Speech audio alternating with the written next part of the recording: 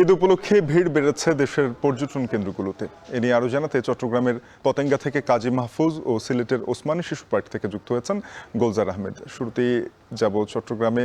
ঈদ মোবারক মাহফুজ, পতেঙ্গা সমুদ্র সৈকতে দর্শনার্থীদের সাথে নিজে কতটা উপভোগ করছেন, দর্শনার্থীরা কতটা উপভোগ করছে জানাবেন। শাফিন, আপনাকেও ঈদের শুভেচ্ছা, ঈদ মোবারক। ঈদ মানে আনন্দ, আর এই আনন্দটা আরও বেশি বর্ণিল হয় যখন মানুষ পরিবার পরিজন নিয়ে বিনোদন কেন্দ্রগুলোতে যায়। চট্টগ্রামের নগরীতে সবচেয়ে বিনোদনের প্রাণকেন্দ্র বলা হয় পতেঙ্গা সমুদ্র সৈকত। আমরা এই মুহূর্তে সেখানে রয়েছি। এখানে এসে সেই দৃশ্যটাই দেখতে পাচ্ছি। হাজার হাজার পর্যটক, বিনোদন প্রেমীরা এই সমুদ্র সৈকতে এসেছেন পরিবার পরিজন নিয়ে।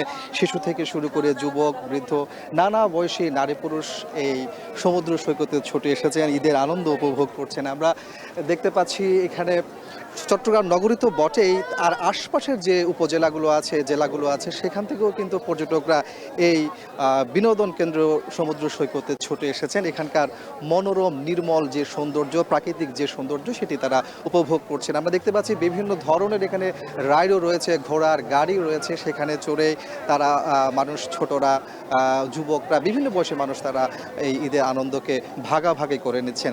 তার পাশেই রয়েছে কিন্তু বিশাল সমুদ্র জলরাশি। সেখানেও আমরা দেখতে পাচ্ছি বিদেশি যে জাহাজগুলো রয়েছে সেগুলোও কিন্তু অনেকেই দেখছেন, লাইটার জাহাজ থেকে শুরু করে মাদার ভেসেল থেকে শুরু করে জাহাজগুলো কিন্তু এই সমুদ্র সৈকত থেকে বেশ দৃশ্যমান, সেগুলোও কিন্তু দেখে তারা মন জোড়াচ্ছেন।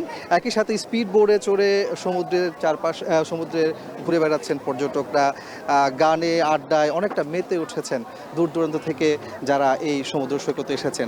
এই পতেঙ্গা সমুদ্র সৈকতের পাশেই কিন্তু রয়েছে কর্ণফুলী টানেল। এই টানেলটি কিন্তু বিনোদন প্রেমীদের কাছে আরও অতিরিক্ত আনন্দ মাত্রা যোগ করেছে। আমরা সেই দৃশ্যগুলো কিন্তু দেখতে পাচ্ছি। অর্থাৎ এই টানেল হয়ে চট্টগ্রাম শহরের খুব নিকটেই আরও একটি মনোমুগ্ধকর সমুদ্র সৈকত হচ্ছে পার্কি সমুদ্র সৈকত, যেখানে মাত্র 15 মিনিটের টানেলের মাধ্যমে তারা চলে যেতে পারছে, এবং সেখানেও আমরা দেখতে পাচ্ছি যে পর্যটকদের, বিনোদন প্রেমীদের ভিড় বেড়েছে। সবকিছু মিলিয়ে আসলে চট্টগ্রামের বিনোদন কেন্দ্রগুলোতে এখন বিনোদন প্রেমীদের ভিড়, যথেষ্ট ভিড় আমরা দেখতে পাচ্ছি। দুপুরের পর থেকে মূলত এই ভিড় বেড়েছে। দর্শক, আমরা এবার একটু চলে যেতে চাই সিলেটে। সেখানে রয়েছেন সহকর্মী গোলজার আহমেদ। তিনি জানাবেন সেখানকার বিনোদন কেন্দ্রগুলোর অবস্থা সম্পর্কে।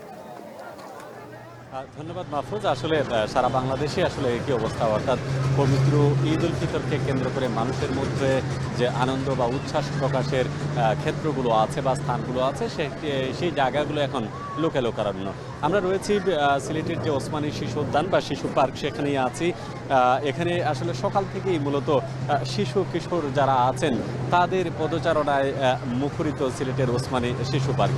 সকাল থেকেই মূলত শত শত শিশু এবং তার পরিবার পরিজন নিয়ে এখানে এসে হাজির হচ্ছেন, এবং শিশুরা বিনোদনের যে রাইডগুলো আছে সেগুলো উপভোগ করছেন। আমরা দেখেছি যে সিলেটের যে এই যে বিনোদন কেন্দ্র যেটি আছে শিশু পার্ক, এখানে সকাল থেকেই মূলত বাহিরে প্রচুর ভিড়, এবং প্রায় ঘন্টা দেড়েক সময় অপেক্ষা করে টিকিট সংগ্রহ করে এখানে কিন্তু অভিভাবকরা তাদের শিশু কিশোরদেরকে নিয়ে প্রবেশ করছেন।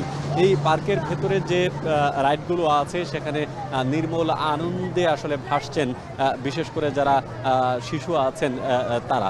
আমরা দেখেছি এখানকার যারা আসছে, মানে দর্শনার্থী যারা আছে, পরিবার পরিজন, তারা বলছেন যে আসলে একটি দিন, একটি ঈদ একটা মানুষের জীবনের আনন্দমুখর সময়ের জন্য বাচ্চাদের, বিশেষ করে যারা আসলে শিকলে আবদ্ধ থাকে, তাদেরকে উন্মুক্ত করে দেয় যে আনন্দের বহিঃপ্রকাশ, এটি আসলে বোঝানোর জন্য শিশুরা ছুটে আসে। এটি শুধুমাত্র সিলেটের এই যে শিশু পার্ক তাই নয়, আপনি জানেন যে সিলেট একটি পর্যটন নগরী, এবং এর বাইরেও বিশেষ করে পর্যটন কেন্দ্র যেগুলো আছে, প্রাকৃতিক পর্যটন কেন্দ্র যেগুলো আছে, সেখানেও আমরা খবর পেয়েছি যে প্রচুর পরিমাণে দর্শনার্থী রয়েছেন। তো যেহেতু ঈদের ছুটি, বিশাল ছুটি রয়েছে, সুতরাং ঈদের জন্য এখন সিলেটে পর্যটকে আসলে লোকারণ্য। হয়তো বা পরবর্তী সংবাদগুলোতে আপনাদেরকে আরও বিস্তারিত দেখাতে পারবো। তো এই ছিল আমার কাছে। আমি চলে যাচ্ছি স্টুডিওতে, শাফিন আছেন সেখানে। সহকর্মী গোলজার আহমেদ যুক্ত হয়েছিলেন সিলেট থেকে, জানাচ্ছিলেন ঈদ উদযাপনের খবর। এর আগে যুক্ত হয়েছিলেন কাজী মাহফুজ চট্টগ্রাম থেকে। এখন দুপুরে নিচ্ছি আরও একটি বিরতি, একটু পরেই ফিরবো, আবারও সাথেই থাকবে।